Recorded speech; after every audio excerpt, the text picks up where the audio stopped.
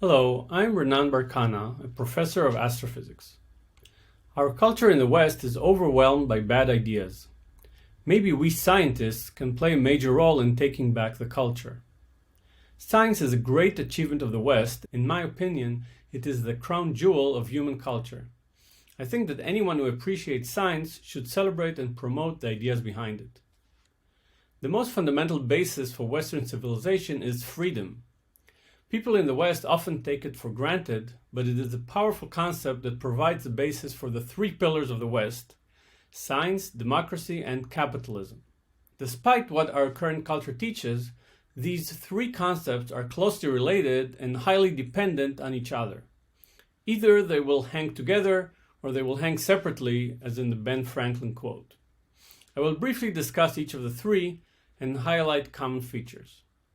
Let's start with science. The basic idea of science is to combine rationality and logic with careful observation of nature. Now, the advancement of science fundamentally depends on freedom. Scientists must be free to pursue the ideas of their choice, and their results must be made generally available, i.e., published in detail, so they can be freely and honestly judged by other scientists. This way, a good idea or discovery is quickly adopted by others in their own work, and this becomes the basis for the next big development. Some individual scientists have made a really major contribution, but this is so rare that their names are well known: Newton, Einstein, Darwin, etc. More generally, science advances through a large number of individual steps, each relatively small but significant. It's as if thousands of scientists are constantly cooperating with each other, but all you need is freedom and openness, and this apparent cooperation naturally occurs. Democracy is similarly based on the idea of a free and open debate in order to arrive at the best ideas for public policy. Everyone should be free to vote and free to run for office. And more generally, people should be as free and independent as possible in their lives and subject to minimal restrictions. We arrive at capitalism, or free markets. Somehow, capitalism has become in some circles a pejorative, and many people will immediately say that capitalism has flaws. Well, of course it does. So do democracy and science. As Churchill said, democracy is the worst form of government except for all the others. And similarly, science is flawed since it does not lead to absolute truth, only to more reliable truth than any other method. Just as democracy is the basis of good government, and science is the basis for advancing knowledge about nature, capitalism is the basis of economics, of advancing human welfare and quality of life. Understanding the basics of capitalism is a necessary part of being an educated person. Only with that knowledge is it then possible to have a rational discussion about the limitations of capitalism. Capitalism is again based on the idea of freedom, but in economics. Entrepreneurs who have a new idea should be able to freely develop it. Investors should be free to invest in the entrepreneurs who convince them of the potential of their products. And consumers should be free to buy any product of their choice. As famously explained by Adam Smith, nearly every product you buy is produced by a long line of workers, from the mining of raw materials, building of factories, manufacturing of the product, and shipping to the consumer or to a store. All in all, hundreds of people are involved in the various steps. And all these people seemingly coordinate and cooperate through an invisible hand. This works as if by magic, but it is a natural result of each person's freedom to pursue a career in the free market. In a free and open economy, only successful businesses hire workers, and then these successful companies grow and expand. In a free market, success comes only if free consumers choose to buy these products over all others that are available. Thus, capitalism and the scientific enterprise are both based on the same basic idea of the invisible hand: effective cooperation throughout an economy in order to efficiently produce the best product, and effective cooperation throughout the scientific community in order to advance scientific knowledge as fast as possible. These require not central planning, but freedom, and such freedom is only possible in a democracy. Let's consider freedom in greater depth. With freedom comes responsibility, as Eleanor Roosevelt said. Freedom can be employed to good or bad ends. Indeed, a basic integrity or morality is required for civilization to thrive. Let's first consider science, and I'll start with a quote from physicist Richard Feynman. It's a kind of scientific integrity, a principle of scientific thought that corresponds to a kind of utter honesty, a kind of leaning over backwards. For example, if you're doing an experiment, you should report everything that you think might make it invalid. The idea is to try to give all the information to help others to judge the value of your contribution. And then Feynman adds a key point. The first principle is that you must not fool yourself, and you are the easiest person to fool. Scientists have developed principles and procedures to protect against bias, particularly the biases of people carrying out research. One example is the double-blind procedure for comparing two drugs in medical research, where neither the patient nor the doctor knows who got which drug, in order to avoid any biases in patient reaction or doctor treatment or assessment. Every scientific study must be transparent and open to criticism, and only results that are independently reproduced are considered reliable. Thus, the process of scientific research is set up to catch wrong results or ideas. But if integrity is not the general rule, then bad ideas can last for a long time. And if ideological or political considerations restrict open inquiry, science can completely come to a halt. In an honest scientific environment, the only way for you to advance your career is by advancing scientific knowledge. Capitalism also requires a basic integrity. You must be able to assume that a typical restaurant is not trying to poison you, and a typical store is not trying to rip you off. Crimes have to be quite rare for policing to work, including in economic matters. Democracy also requires morality.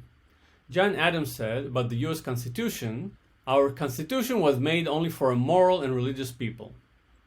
I will leave the religious part for another day. Let's focus on the moral. If the culture becomes generally immoral, with people looking to take advantage of each other through the political process, then people lose faith in the institutions of government and the democracy can degenerate. A related issue is the danger of centralized power and control by experts or elites. This was again neatly articulated by Feynman. Science is the belief in the ignorance of experts. By this he meant that people's scientific claims must be judged objectively and not based on the academic position or reputation of the author. May the best ideas win.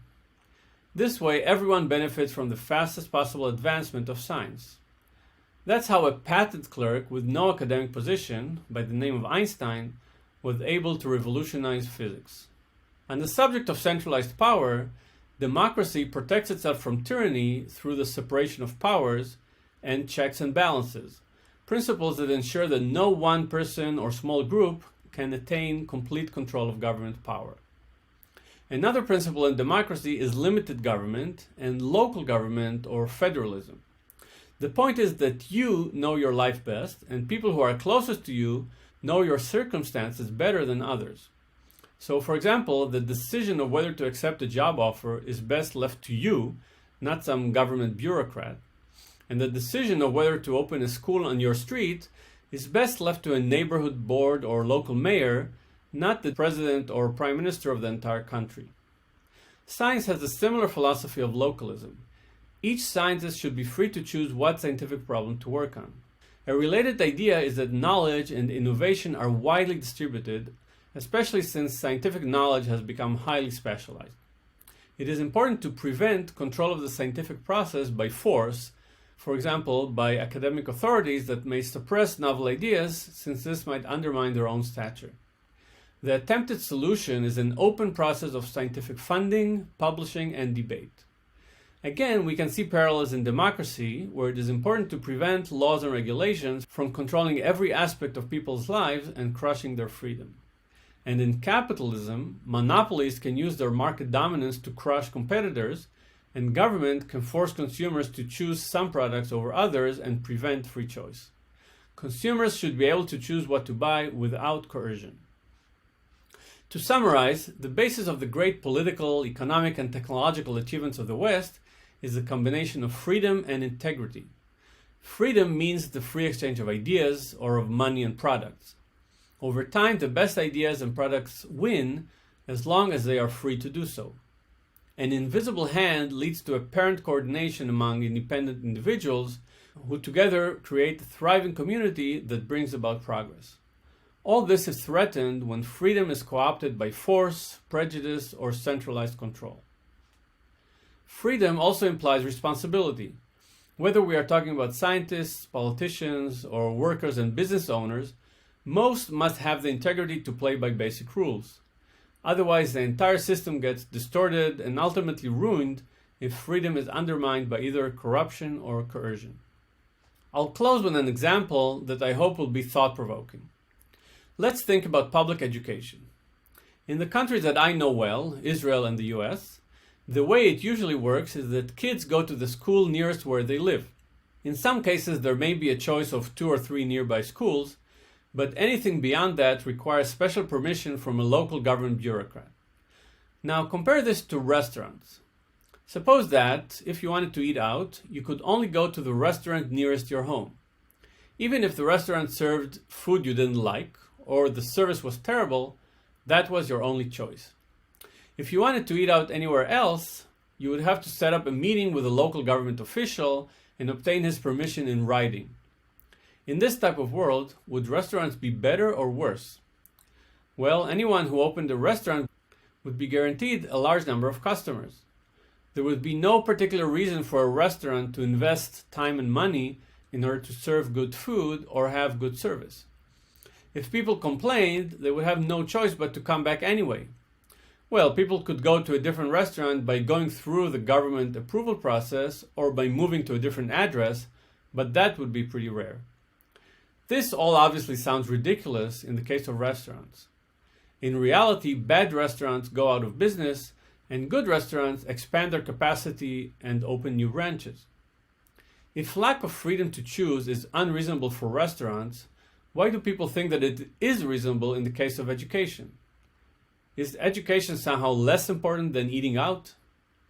If you were to let school principals who demonstrated success expand their schools or take over and run other schools, would this be bad? Some food for thought.